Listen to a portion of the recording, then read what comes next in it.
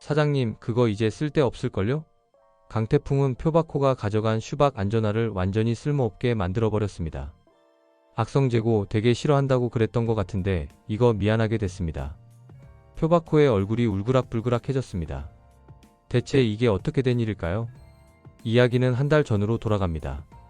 박윤철에게서 이틀째 연락이 끊겼습니다. 강태풍은 불안감을 떨칠 수가 없었어요. 뭔가 잘못됐다는 느낌이 계속 들었거든요. 삐삐를 아무리 쳐도 답이 없고 공장 전화는 계속 통화 중이었습니다. 강태풍은 더 이상 기다릴 수 없었어요. 엄마, 부산 좀 다녀올게.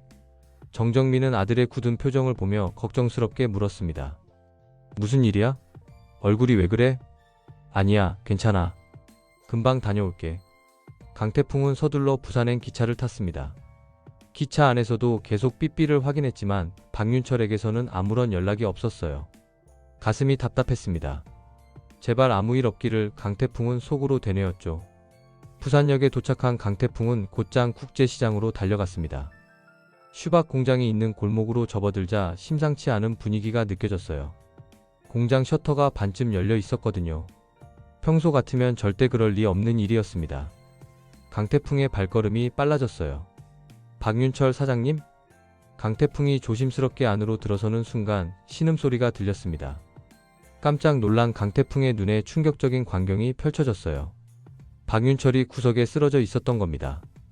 얼굴에는 피가 흐르고 있었고 옷은 찢어져 있었습니다. 박윤철의 입술은 터져 있었고 눈가에는 시퍼런 멍이 들어 있었어요. 사장님, 정신 차리세요. 강태풍은 재빨리 박윤철에게 달려갔습니다. 박윤철은 간신히 눈을 떴어요. 초점이 흐릿했습니다. 강태풍 사장님. 박윤철의 목소리는 떨리고 있었어요. 강태풍은 주변을 둘러봤습니다. 공장 안은 완전히 텅 비어 있었어요. 그렇게 많던 안전화들이 하나도 남아있지 않았습니다. 선반도 비었고 작업대 위도 깨끗하게 정리되어 있었죠. 아니, 정리된 게 아니라 쓸려간 거였습니다. 안전화는요? 안전화는 어디 갔어요?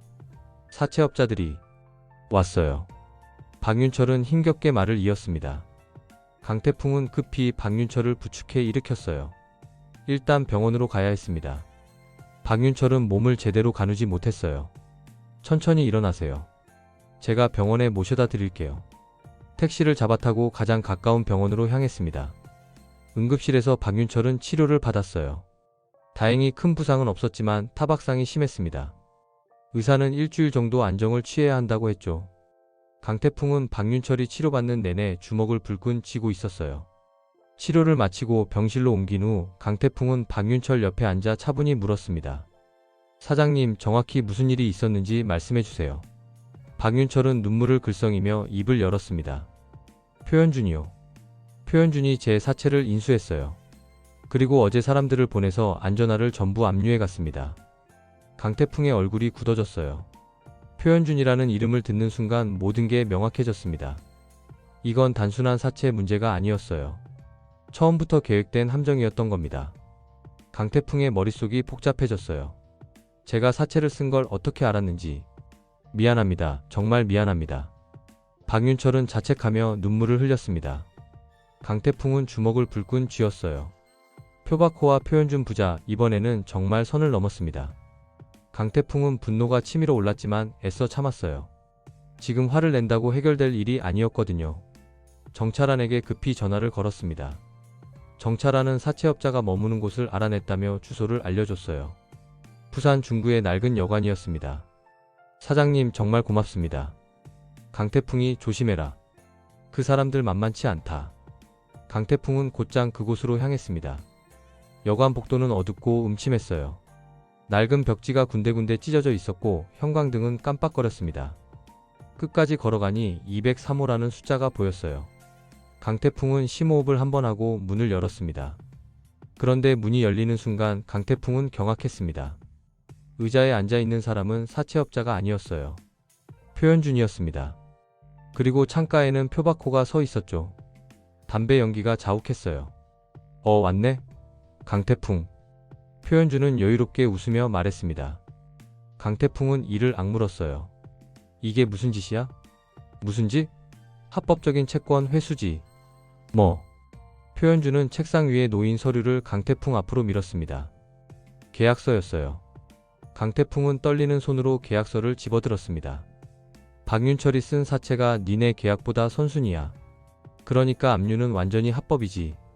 알겠어? 강태풍은 계약서를 살펴봤어요.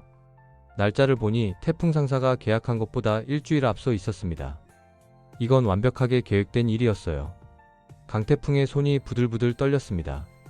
창가에 서 있던 표박호가 천천히 돌아서며 냉소적으로 말했습니다. 박윤철을 몇 달 전부터 미행했네. 사채를 쓴다는 것도 다 알고 있었지. 대표님, 이게 대체 무슨... 자네 아버지도 이런 식으로 무너졌어. 알고 있나? 표박호의 말에 강태풍의 온몸에 소름이 돋았습니다. 아버지 강진영도 표박호의 계략에 당한 거였던 겁니까? 강태풍은 믿을 수 없다는 표정으로 표박호를 바라봤어요. 자네 아버지는 끝까지 돈을 갚지 못했지. 그래서 쓰러진 거야. 표박호는 담배를 한 대 꺼내 물었습니다. 강태풍은 주먹을 부들부들 떨며 참아냈어요. 당장 달려들어 주먹을 날리고 싶었지만 그럴 수 없었습니다. 세상은 원래 이런 거야, 강태풍. 약한 놈은 먹히는 거지. 표현준이 낄낄거리며 웃었습니다. 강태풍은 더 이상 참을 수 없었어요. 하지만 여기서 주먹을 날려봤자 달라지는 건 없었습니다. 오히려 표박호의 술수에 말려들 뿐이었죠. 자네가 뭘 어떻게 하든 상관없네. 이미 게임은 끝났어. 표박호가 창밖을 바라보며 말했습니다. 강태풍은 이를 악물고 참았어요. 반드시 되갚아드리겠습니다. 강태풍은 차가운 목소리로 말하고 방을 나섰습니다. 뒤에서 표현준의 웃음소리가 들렸지만 강태풍은 뒤돌아보지 않았어요. 병원으로 돌아온 강태풍은 박윤철이 있는 병실로 들어갔습니다. 박윤철은 침대에 누워 천장을 멍하니 바라보고 있었어요.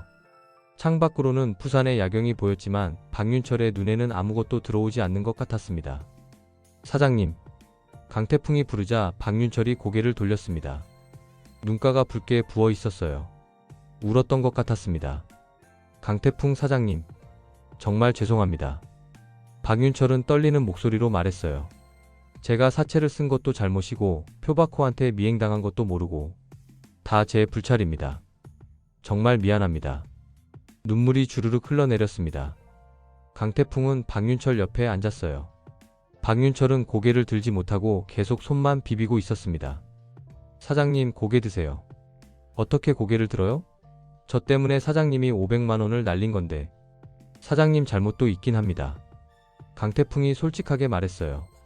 박윤철은 더욱 고개를 떨어뜨렸죠. 강태풍은 잠시 말을 멈췄다가 다시 입을 열었습니다. 하지만 표박호가 태풍 상사를 표적으로 삼고 치밀하게 일을 벌인 게 더 큰 문제예요. 사장님만 탓할 일은 아닙니다. 강태풍은 박윤철의 손을 잡았습니다. 박윤철의 손은 차갑게 식어 있었어요. 함께 헤쳐나가 봅시다. 사장님. 무슨 말씀을? 박윤철은 희망 없는 표정으로 강태풍을 바라봤어요. 어떻게 하시려고요? 안전화는 다 압류당했고 저는 빚쟁이 신세가 됐는데 방법은 있습니다. 강태풍의 목소리는 확신에 차 있었어요. 박윤철은 고개를 들어 강태풍을 바라봤습니다. 아직 끝난 게 아니에요. 우리한테는 아직 기회가 남아 있습니다.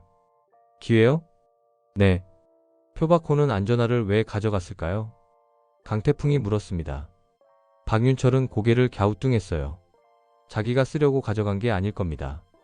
분명히 팔 곳이 있을 거예요. 그렇긴 하겠네요. 그 팔 곳을 우리가 먼저 찾으면 됩니다. 그리고 표박호보다 더 좋은 조건을 제시하는 거죠. 박윤철의 눈에 희미한 빛이 돌기 시작했습니다. 강태풍의 말에는 설득력이 있었어요. 정말 가능할까요? 해봐야죠.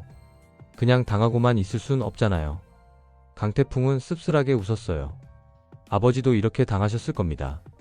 그런데 저는 아버지처럼 당하고만 있고 싶지 않아요. 박윤철은 강태풍의 손을 꼭 잡았습니다. 강태풍의 손은 따뜻했어요. 알겠습니다. 저도 끝까지 함께 하겠습니다. 고마워요, 사장님. 우리 꼭 이겨봅시다. 두 사람은 서로를 바라보며 고개를 끄덕였습니다. 창밖으로는 부산의 불빛이 반짝이고 있었어요. 절망 속에서도 희망의 불씨가 살아나고 있었습니다. 서울에서 급히 내려온 오미선은 강태풍, 정찰관과 함께 부산의 작은 다방에서 긴급 회의를 열었습니다. 테이블 위에는 커피잔과 잿더리, 그리고 몇 장의 메모지가 놓여 있었어요.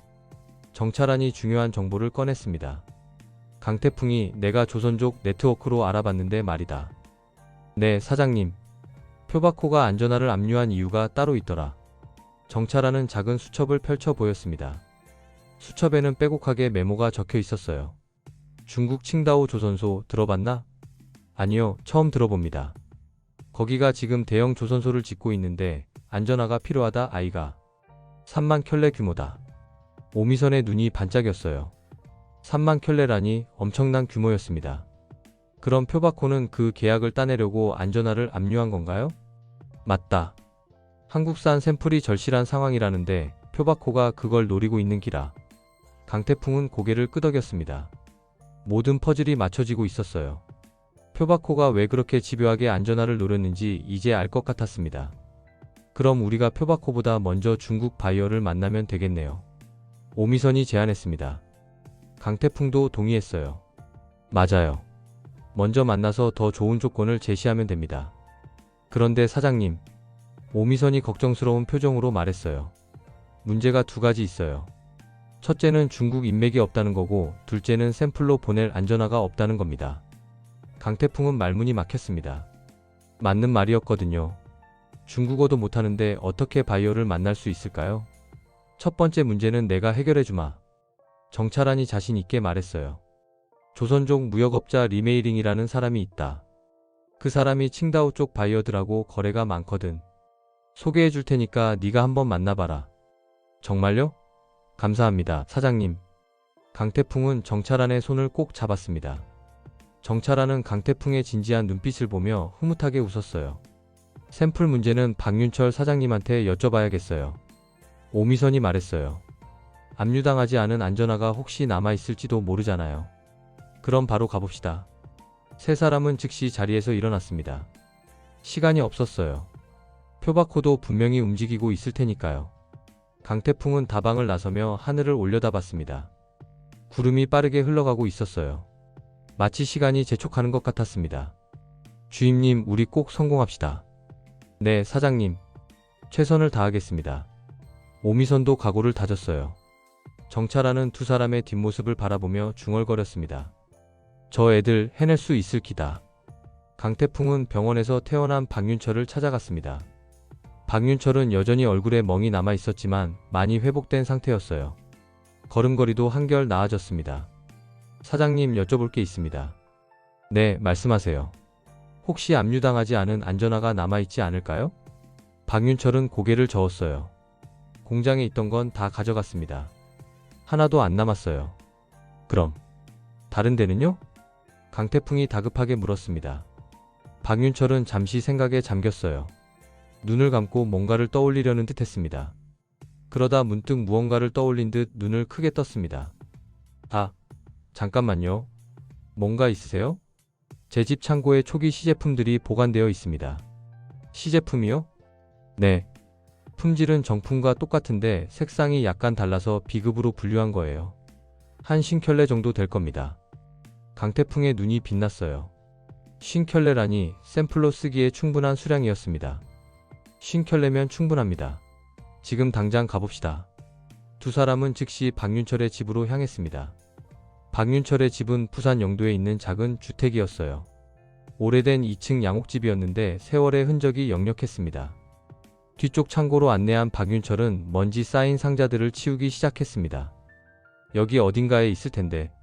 한참을 뒤적이던 박윤철이 구석에서 큰 상자 여러 개를 발견했어요. 상자에는 슈박 시제품이라고 적혀 있었습니다. 있습니다. 여기 있어요. 상자를 열자 깨끗하게 포장된 안전화들이 나왔습니다. 강태풍은 안전화를 하나하나 꺼내 점검했어요. 색상이 약간 어두운 것 빼고는 품질이 정말 좋았습니다. 바닥도 튼튼했고 마감도 깔끔했어요. 이 정도면 샘플로 충분합니다. 정말요? 네. 품질은 완벽해요. 색상 차이는 문제가 안 됩니다. 강태풍은 안전화를 소중히 상자에 담았어요. 박윤철은 불안한 표정으로 물었습니다. 강태풍 사장님, 정말 가능하겠습니까? 해보는 수밖에 없습니다. 강태풍은 확신에 찬 목소리로 답했어요. 이게 마지막 기회예요. 이번엔 꼭 성공해야 합니다. 박윤철은 고개를 끄덕였습니다. 두 사람은 50켤레의 안전화를 트럭에 실었어요. 무거운 상자를 옮기는 동안 땀이 비 오듯 흘렀지만 두 사람은 멈추지 않았습니다.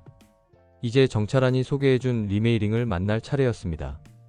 트럭에 안전화를 싣고 나서 강태풍은 안전화 한 켤레를 꺼내 다시 한번 살펴봤어요. 사장님, 이 안전화 정말 잘 만드셨네요. 감사합니다. 제 평생의 역작이에요. 박윤철의 목소리에는 자부심이 묻어났습니다. 강태풍은 안전화를 소중히 상자에 넣으며 생각했어요. 이 안전화로 꼭 성공해야겠다고. 정찰환의 소개로 부산 차이나타운의 작은 무역회사에서 리메이링을 만났습니다. 리메이링은 40대 초반의 조선족 여성이었어요. 인상이 날카로웠지만 눈빛은 영리했습니다. 사무실은 작았지만 깔끔하게 정리되어 있었어요. 정찰환 사장님한테 얘기 들었습니다. 안전화 중국 수출권이죠? 네, 맞습니다. 강태풍은 정중하게 인사했어요. 리메이링은 강태풍이 가져온 안전화 샘플을 하나하나 꼼꼼히 검수했습니다. 바닥을 눌러보고 불에 대보고 물에 담가보기까지 했어요. 검수하는 모습이 정말 전문가다웠습니다. 품질 괜찮네요. 감사합니다. 가격은 어떻게 되나요? 켤레당 12,000원입니다. 리메이링은 잠시 계산기를 두드렸어요. 계산기 두드리는 소리만 사무실에 울려 퍼졌습니다. 표바코 쪽에서 제안한 가격보다는 저렴하네요. 강태풍과 오미선은 서로 눈빛을 교환했습니다. 역시 표바코도 움직이고 있었던 거예요. 표바코는 얼마에 제안했습니까? 켤레당 15,000원이요. 저희는 12,000원에 드리겠습니다. 그리고 강태풍이 말을 이었어요. 계약금 없이 물품 인도 후 결제 조건도 가능합니다. 리메이링의 눈빛이 달라졌어요. 계약금 없이 물품을 먼저 보낸다는 건 정말 파격적인 조건이었거든요. 그건 위험한 제안 아닙니까? 혹시 바이어가 돈을 안 주면 어떡하려고요? 믿겠습니다. 강태풍이 단호하게 말했어요. 리메이링은 강태풍을 한참 쳐다봤습니다. 강태풍의 눈빛에는 진정성이 담겨 있었어요. 조건은 좋습니다.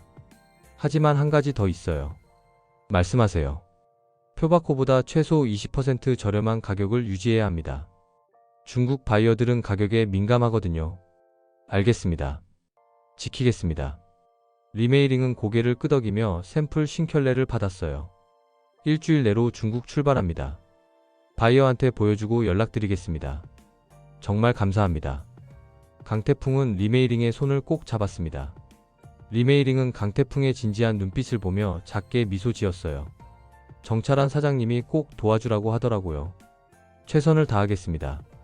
샘플을 싸들고 나가는 리메이링의 뒷모습을 바라보며 강태풍은 작게 중얼거렸습니다. 제발 잘 되게 해주세요. 오미선이 강태풍의 어깨에 손을 얹었어요. 사장님, 잘 될 거예요. 우리가 이렇게 노력하는데 안 될 리가 없잖아요. 주임님 말이 맞아요. 긍정적으로 생각해야죠. 두 사람은 사무실을 나와 부산 거리를 걸었습니다. 해가 서쪽으로 기울고 있었어요. 이제 리메이링의 연락만 기다리면 됐습니다. 일주일이 지났습니다. 강태풍은 매일 삐삐를 확인하며 리메이링의 연락을 기다렸어요. 밤에도 삐삐를 베개 밑에 두고 잤습니다. 그러던 어느 날 오후 드디어 삐삐가 울렸습니다. 강태풍은 깜짝 놀라 삐삐를 확인했어요. 급히 공중전화로 달려간 강태풍은 떨리는 손으로 번호를 눌렀어요. 다이얼을 돌리는 손가락이 떨렸습니다. 여보세요, 리메이링 사장님? 네, 강태풍 사장님. 소식이 있습니다. 어떻게 됐습니까? 칭다오 조선소 구매팀이 샘플 보고 만족했어요. 정말요? 강태풍의 얼굴이 환하게 밝아졌습니다. 공중전화 부스 안에서 주먹을 불끈 쥐었어요. 근데 문제가 하나 있습니다. 무슨 문제입니까?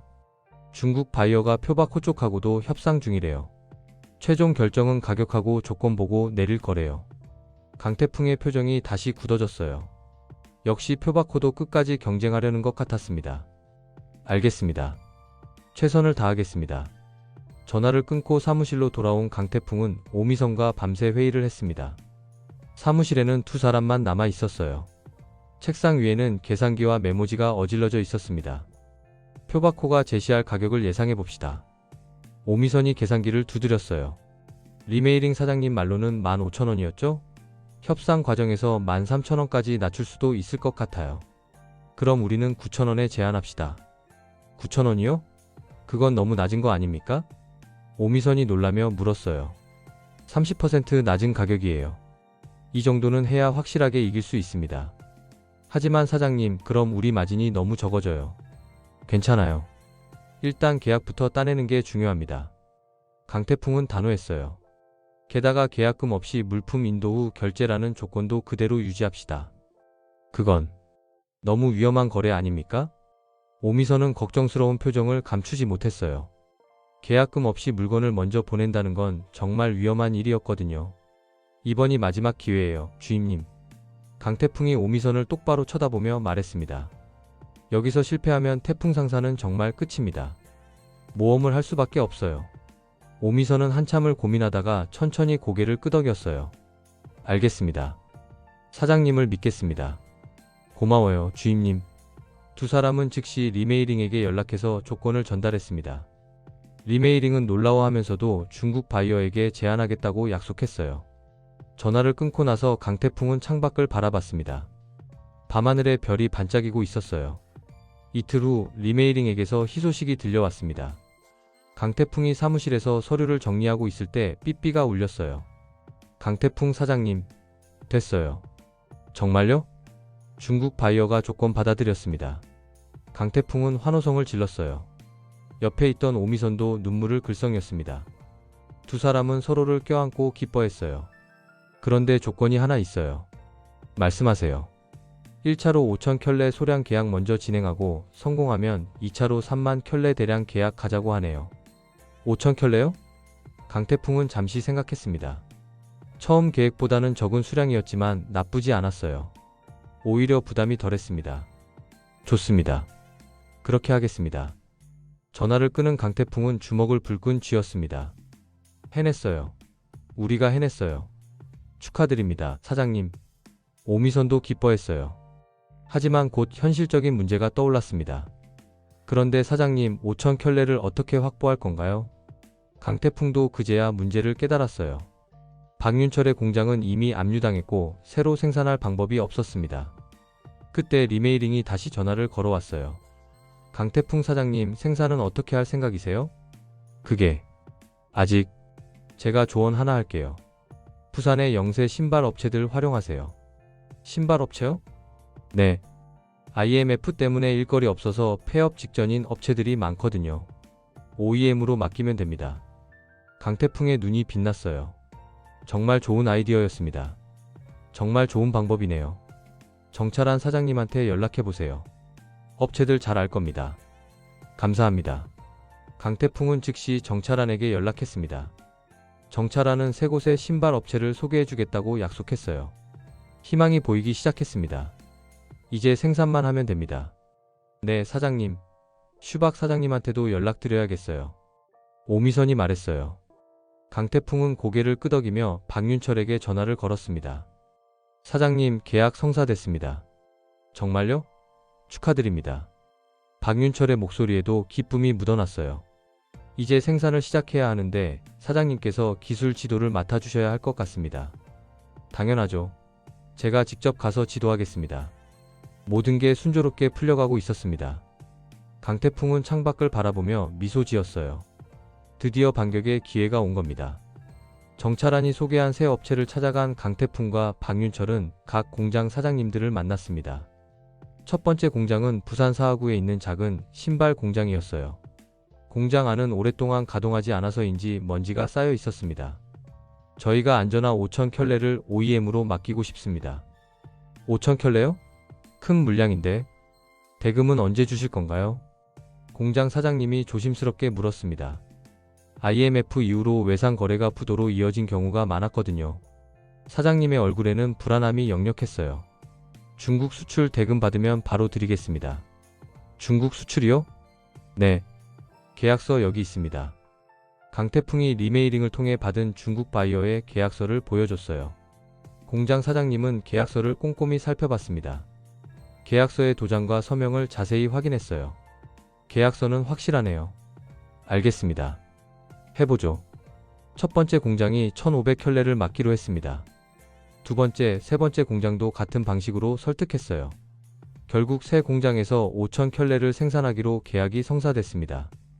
박윤철은 직접 새 공장을 돌며 기술 지도를 했어요. 안전화의 핵심 기술을 공유하고 품질 관리 방법을 알려줬습니다.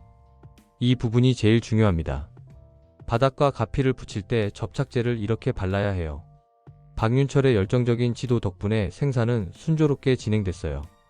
공장 직원들도 박윤철의 지도를 따라 열심히 일했습니다. 강태풍도 매일 공장을 돌며 진척 상황을 점검했어요. 한 달이라는 긴박한 시간이 흘렀습니다. 드디어 5천 켤레가 모두 완성됐어요. 강태풍과 박윤철은 직접 품질을 하나하나 검수했습니다. 불량품이 하나라도 섞여 있으면 안 됐거든요. 완벽합니다. 마침내 부산항에서 칭다오로 컨테이너가 출발했습니다. 컨테이너가 천천히 배에 실리는 것을 지켜보며 강태풍과 박윤철은 손을 맞잡았어요. 사장님 정말 고생하셨습니다. 아닙니다. 강태풍 사장님이 저를 믿어주셔서 가능한 일이었습니다. 일주일 후 리메이링에게서 연락이 왔습니다. 중국 바이어가 검수 끝냈어요. 아주 만족한데요. 대금 송금했습니다. 정말요? 강태풍은 환호하며 박윤철과 얼싸안았습니다. 해냈어요. 우리가 해냈어요. 두 사람의 눈에는 기쁨의 눈물이 맺혀 있었어요. 그동안의 고생이 주마등처럼 스쳐 지나갔습니다. 1차 계약으로 1억 원의 매출과 3,500만 원의 순이익을 달성했습니다. 강태풍은 가장 먼저 협력업체 3곳에 약속한 대금을 지불했어요. 직접 현금을 들고 각 공장을 방문했습니다. 사장님들 정말 감사했습니다. 덕분에 계약을 성공적으로 마쳤습니다. 새 공장 사장님들은 강태풍의 손을 꼭 잡았습니다. 현금을 받은 사장님들의 얼굴에는 안도감이 퍼졌어요. 강태풍 사장님, 다음에도 일 있으면 꼭 저희한테 맡겨주세요. 그럼요. 당연하죠. 박윤철에게도 기술료를 지급했습니다. 강태풍은 박윤철의 집을 직접 찾아갔어요. 사장님, 이건 당연히 받으셔야죠. 사장님 기술이 없었으면 불가능한 일이었어요. 게다가 리메이링을 통해 2차 대량 계약 3만 켤레의 우선권까지 확보했습니다. 칭다오 조선소가 1차 물량에 매우 만족해서 2차 계약을 바로 진행하고 싶다고 했거든요. 부산항을 바라보며 오미선이 물었습니다. 사장님, 표바코가 이 소식 들으면 어떻게 나올 것 같아요? 강태풍은 쓸쓸하게 웃었어요. 바다 너머 수평선을 바라보며 말했습니다. 분명 가만히 있지 않겠죠. 또 뭔가 꾸밀 겁니다. 무섭지 않으세요? 무섭죠. 하지만 이제는 도망치지 않을 거예요. 강태풍이 바다를 바라보며 말했습니다. 하지만 저는 계속 일어설 겁니다. 아버지가 절 그렇게 키웠거든요. 오미선은 강태풍의 옆 얼굴을 바라봤어요. 처음 만났을 때의 철없는 오렌지족은 온데간데 없었습니다. 지금의 강태풍은 진짜 상사맨이었어요. 책임감 있고 당당한 사업가의 모습이었습니다.